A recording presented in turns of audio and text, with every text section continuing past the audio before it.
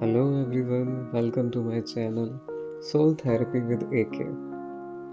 कभी तुमने नोटिस किया है जब कोई रिप्लाई देर से करता है या उनका टोन थोड़ा चेंज लगता है तो तुम्हारा माइंड एक ही सेकंड में हज़ारों स्टोरीज लिख देता है। शायद उनका इंटरेस्ट कम हो गया, हो सकता है उन्हें कोई और मिल गया हो, या शायद मैंने ही कुछ गलत बोला हो। यही होता है over thinking in love.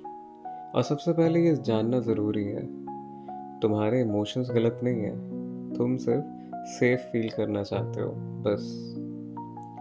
Over thinking तब होती है जब हम अपने पार्टनर के एक्शंस को उनके प्यार के स्केल पे नापते हैं, क्योंकि दिल में कहीं ना कहीं हम अपनी वैल्यू उनके बिहेवियर से जोड़ने लगते हैं। जब वो डिस्टेंस दिखाते हैं तो हम अपनी वर्थ पे डाउट करने लगते हैं। Am I enough? Do they still love me? लेकिन सच ये है, लव का मतलब कभी भी कांस्टेंट अटेंशन नहीं होता। लव का मतलब होता है ट्रस्ट बिटवीन साइलेंसेस। कोई तुमसे दूर चल के गया हो इसका मतलब ये नहीं कि उन्होंने प्यार करना छोड़ दिया। कभी कभी लोग अपने इमोशन समझने के लिए थोड़ा स्पेस चाहते हैं, और अगर तुम्हारा कनेक्शन रियल है तो साइलेंस भी तुम दोनों के बीच एक जेंटल ब्रिज का काम करता है। जब भी माइंड पैनिक करे, उन्होंने टेक्स्ट क्यों नहीं किया, डीप ब्रेथ लो।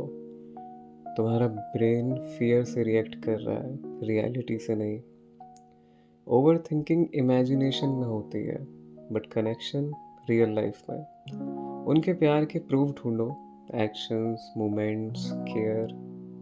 लव तब बैलेंस्ड होता है जब तुम अपनी पीस सेक्रीफाइस नहीं करते। तुम्हारा प्यार तभी हेल्दी होगा जब तुम अपने माइंड को भी जेंटल रखो। कभी कभी तुम्हारा mind what if this happens पूछेगा, पर तुम्हारा दिल हमेशा जानता है आई एम लव्ड। ट्रस्ट करो, अगर वो तुम्हारे लिए बने हैं तो वो चाहे दुनिया के कोने में हो वापस ज़रूर आएंगे। और जब तक वो ना आए, तुम्हारा काम है अपने दिल को काम रखना, बिकॉज पीस भी एक काइंड ऑफ लव ही है। और कभी कभी हम ओवर थिंकिंग इसलिए नहीं करते क्योंकि हमें उन पर डाउट होता है। हम ओवर थिंक इसलिए करते हैं क्योंकि हम उन्हें खो देने से डरते हैं। और जब इंसान किसी को दिल से चाहता है तो सबसे ज़्यादा उस पर्सन के साइलेंस से ही हर्ट होता है। कभी कभी लोग अपने इश्यूज में बिजी होते हैं, कभी उन्हें स्पेस चाहिए होती है, और कभी वो बस अपने थॉट सॉर्ट आउट कर रहे होते हैं। तुम्हारा माइंड जो वर्स्ट अज्यूम करता है ना, वो 90% टाइम रियलिटी नहीं होती। जब तुम्हारा माइंड ओवर थिंकिंग करे तब तुम अपने आप से एक सिंपल क्वेश्चन पूछो, अगर मैं फियर से नहीं लव से रिएक्ट करूँगा तो कैसे करूँगा। ये एक लाइन पूरा पर्सपेक्टिव शिफ्ट कर देती है।